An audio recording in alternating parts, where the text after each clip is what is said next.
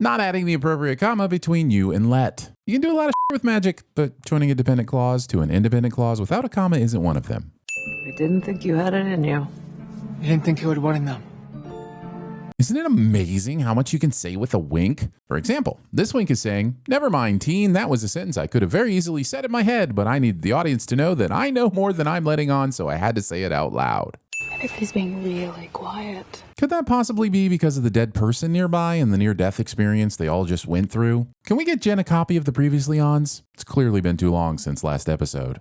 My mom did die on the road. She died on tour. So Alice has been sitting on this "my mom died on the road" double meaning all along, but how has she kept this secret? When the lead singer of a famous band dies mid-tour, it tends to be pretty well documented. I'd at least think Teen, who is, I believe, a teen, would have stumbled upon this on the Instatalks, or whatnot.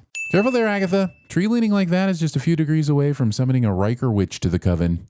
The ballad clearly says, "With coven true, glory shall be thine." No, it doesn't. It's coven 2. That doesn't make any sense. You're in a nightmare taskmaster forest that you summoned by singing at a basement floor. None of this makes sense, so why would the lyrics? We would not have survived the last trial without my expertise.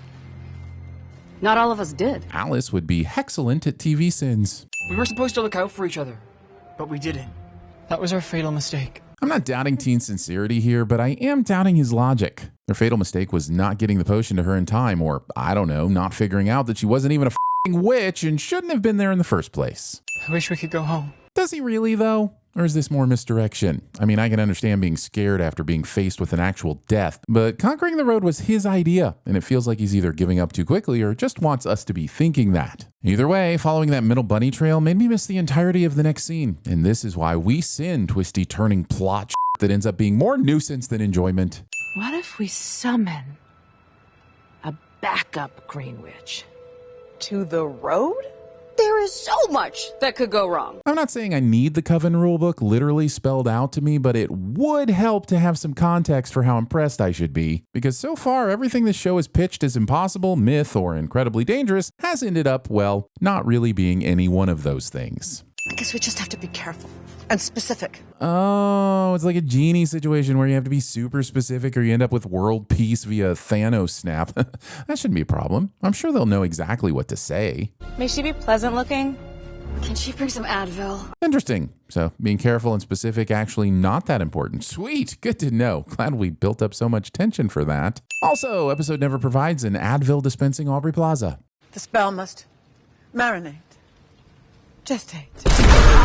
And it must arrive as a mid-sentence contradictory jump scare. Did the MCU get a package deal on the spooky, bendy, snappy limb special effects? Yeah, we'll give you one movie, 2 episodes of TV, and we'll throw in a fake spider decoration to sweeten the deal. I mean, thanks, but I'm not even sure what we'd do with a fake spider. I think that'd look a little out of place and desperate, right?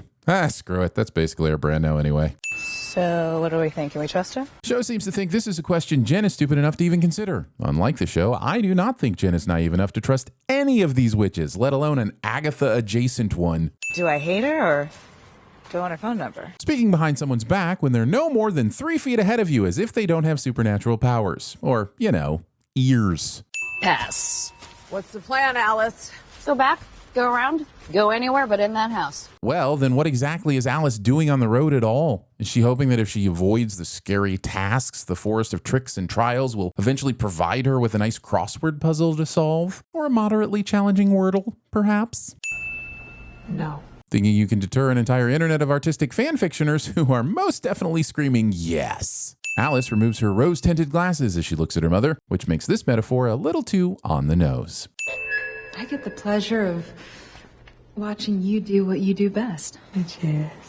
Kill all the witches around you, one by one. What's Agatha's plan here? They still need a green witch, right? So either they turn on Rio and they're screwed for the road, or, and I think this is more likely, Rio kicks everyone's ass and Agatha has to find 3 new witches. What was she going for here?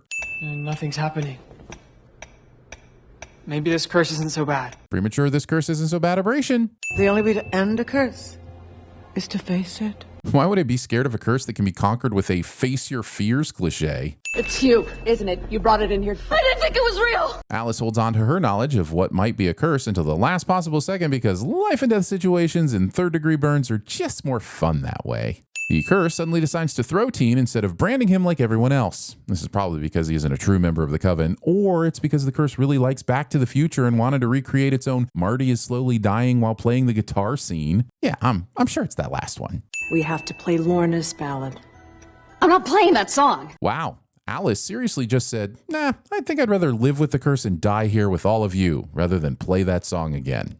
I play guitar, sort of. Guitar Hero enthusiasts. Play it right, play it well, and maybe we won't die. Play it right and well she shall, and it will f***ing rule, even though this is the same song we heard in episode 2. I guess it's finally time to face my curse of grumpiness and give back a sin for this song.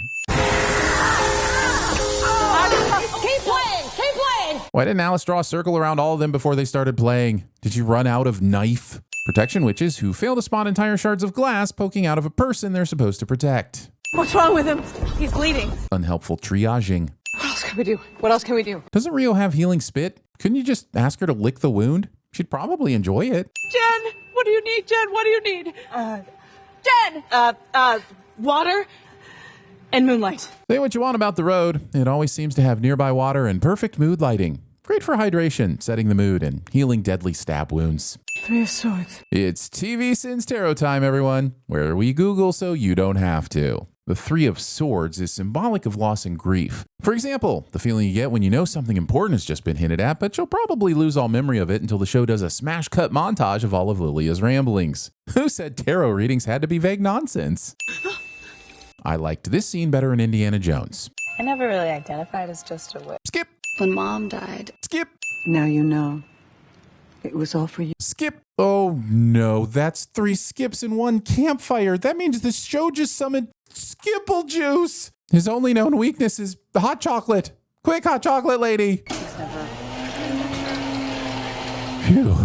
Thanks, hot chocolate lady. Close call. You know, we really kind of hated each other in the beginning. The utter redundancy of spelling out the thing you've spent so much time subtly showing us through action. You ever hear of the Daughters of Liberty?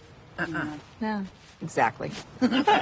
Everyone laughing, like they're oblivious that they'll be remembered just like the Daughters of Liberty. That boy isn't yours. Notice that she didn't say he isn't your son. She just said that he isn't hers, as in he isn't yours anymore since you gave him up for the Darkhold. Look, I'm fine with whatever happens, but spinning us in circles about who Teen is not the part of the show that brings me back each week. It's the badass coven of witches that I crave. At this point, whatever the Teen ends up being will be as disappointing as, well, as Agatha and Rio almost kissing but not kissing. As a totally random example that I am not currently focusing on right now or for the next 15 minutes. I'm afraid you're just too darn loud. Next, please. Burn and brew with Coven 2, and glory shall be thine. No more rhymes now, I mean it!